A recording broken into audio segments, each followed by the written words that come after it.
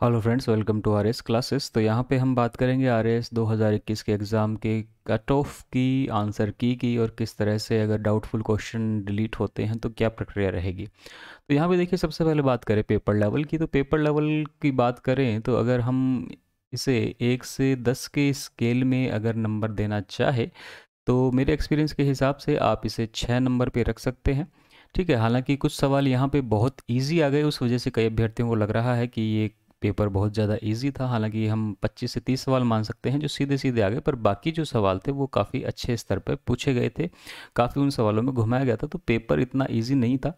Easy होता तो हम इसे 3 से 4 की कैटेगरी में रखते, पर पेपर को हम 6 या 6.5 7 की कैटेगरी में रख सकते। दूसरी बात, पेपर अगर इजी होता तो कट ऑफ, जाहिर सी बात है कि पिछले एग्ज़ाम की जो कट ऑफ है उससे कम से कम आपकी 15 नंबर ऊपर जा सकती थी अगर इजी होता तो। ठीक है, परंतु इतना होगा नहीं। यहाँ पे आप यहाँ पे 4 या 5 नंबर का ही अंतर देख पाएंगे। तो इसलिए पेपर का लेवल एक ठीक ठाक मॉडरेट लेवल का ये पेपर था। ना इसे आप ज़्यादा डिफ़िकल्ट कहेंगे, क्योंकि यहाँ पे कुछ क्वेश्चन बहुत ही ईजी पूछे गए थे। ठीक है। दूसरी बात, आप सभी ने विभिन्न कोचिंग्स की आंसर की से अपने आंसर मिलाए होंगे, और आंसर मिलाने के बाद आपको अभी भी लग रहा होगा कि कई आंसर ऐसे हैं जो डाउटफुल सिचुएशन में है, कई मैथ और रीजनिंग के ऐसे हैं जो कि डाउटफुल सिचुएशन में है। तो उनका क्या होगा, उनके नंबर अगर हम सही करके आए हैं तो उन्हें जोड़े या नहीं जोड़े। तो देखिए, एक बात ध्यान रखिएगा, किसी भी कोचिंग की आंसर की परफेक्ट नहीं होती। आपको पता है कि कल जब एक प्रतिस्पर्धा थी कि पहले आंसर की कौन निकाले, तो उसके बाद शाम तक आंसर्स की में संशोधन होते रहे थे। तो यहाँ पर अभी तो आप किसी कोचिंग की आंसर की को परफेक्ट मत मानिए, नियर परफेक्ट मत मानिए। यहाँ पे आपके 4 से 5 सवाल का जो अंतर है वो हमेशा बना रहता है। आरपीएससी की ऑफिशियल आंसर की का यहाँ पे इंतज़ार कीजिए। ठीक है, फिर उसके बाद जब आरपीएससी की ऑफिशियल आंसर की आपके सामने आती है तो उसके हिसाब से आप अपने आंसर्स को तय कीजिए कि कितने सही हैं या कितने गलत हैं। इसके बाद यहाँ पे ये ध्यान रखिएगा कि आरपीएससी इन आंसर की में ऑब्जेक्शन भी मांगती है। ठीक है, तो ऑब्जेक्शन, तो यहाँ पे आपकी जो भी आंसर की आती हैं वो कोई भी, मैं कह रहा था, परफेक्ट नहीं आती है। और इस वजह से जब आरपीएससी आपके आंसर की के थ्रू आंसर मांगे तब इसे चेक कीजिए, और उसमें भी आरपीएससी आपसे ऑब्जेक्शन मांगेगी। अगर किसी को हमारी ऑफिशियल आंसर की में भी ऑब्जेक्शन है तब आपको ऑब्जेक्शन देना होता है। और ऑब्जेक्शन का रूल शायद ये रहता है कि आपको प्रमाण के साथ, जिस पे आपको डाउट है और आरपीएससी ने भी आपके हिसाब से उस आंसर को नहीं रखा और आपको श्योर है कि आप इसको प्रमाण के साथ प्रस्तुत कर सकते हैं, तो प्रमाण के साथ अपना आंसर आरपीएससी को वहाँ पे आपको सबमिट करना है। इसमें आपको बिल्कुल भी लापरवाही नहीं करनी, क्योंकि एक एक क्वेश्चन से यहाँ पे आपके सिलेक्शन का मामला निर्धारित हो जाता है। फिर इस पूरी प्रक्रिया के बाद यहाँ पे कट ऑफ की बारी आएगी। तो कट ऑफ के बारे में देखिए, हालांकि अभी से कुछ कहना सही नहीं है, फिर भी जो विभिन्न कोचिंग्स का अनुमान है और विभिन्न मतलब तरह से जो मैच्योर अनुभव है उनके हिसाब से जो कट ऑफ है वो पिछले बार से, अगर पिछली बार 78 थी तो इससे आप मानिए कि 5+ जाएगी। ठीक है, तो यहाँ पे आपका 83 भी मिल सकता है और 85 भी आपको जनरल की कट ऑफ देखने को मिल सकती है, और बाकी कट ऑफ इसके अकॉर्डिंगली आप डिसाइड कर सकते हैं। तो ये फिलहाल एक मोटा मोटा यहाँ पे अनुमान है, इस पे आप श्योर नहीं हो सकते हो अभी भी। अगर आप इससे थोड़ा सा मार्जिन पे हो या इससे थोड़ा सा नीचे हो तो उसमें भी आप सेलेक्ट हो सकते हो।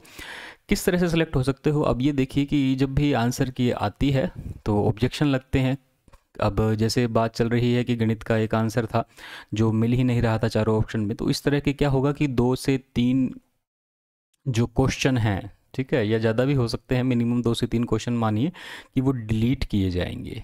ठीक है, और जिनके डिलीट करने पे जो उनके मार्क्स होते हैं, तो जैसे 1.33 मार्क्स का एक क्वेश्चन है तो यहाँ पे वो मार्क्स बाकी सभी क्वेश्चंस में इक्वली डिस्ट्रीब्यूट कर दिए जाएंगे। तो सिंपल सा हिसाब इस तरह से रहता है कि 150 क्वेश्चन में से अगर मान लीजिए कि 5 क्वेश्चंस डिलीट होते हैं तो 5 क्वेश्चंस के जो मार्क हैं वो यहाँ पे 145 में इक्वली डिलीट कर दिए जाएंगे। इससे क्या होगा, इसका आपकी पर क्वेश्चन की जो नंबर है, मार्किंग है, वो बढ़ जाएगी। तो हो सकता है कि आप इससे थोड़ा सा ज़्यादा गेन कर पाएँ। अगर किनारे पे हो तो अंदर आ जाएं, तो इसलिए अभी अपनी होप को बनाए रखिए। तो यहाँ पे 83-85 कोचिंग का अंदाज़ है, बाकी जो ऑफिशियल आंसर की आती है उसके हिसाब से हो सकता है कि ये कट ऑफ और भी डाउन यहाँ पे चली जाए। ठीक है, तो इन सभी बातों का ध्यान रखिएगा। पेपर कोई बहुत ईजी नहीं था, ईजी होता तो आप ये श्योर मान के चलिए 95 के आसपास कट ऑफ होती, पर ऐसा नहीं होगा।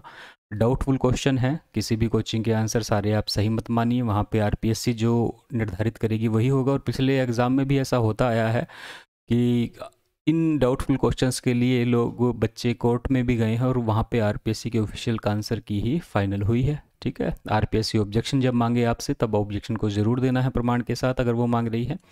और कट ऑफ के गेम को अभी आप सिर्फ एक दिमाग में ही रखिए कि इतने भी 83 के आसपास भी अगर आप स्कोर करते हैं प्लस माइनस ऊपर 3 या 5 नंबर, तो भी आप स्टिल इन द रेस। ठीक है, तो अभी ये सारी बातें अभी के लिए। दूसरी बात कि कई बच्चों को जो कि थोड़ा सा डाउन रह गए हैं उनको ये दुख हो रहा है कि सर हम मतलब कुछ जो क्वेश्चंस थे वो आते हुए गलत कर गया या हमने अटेम्प्ट कम किया।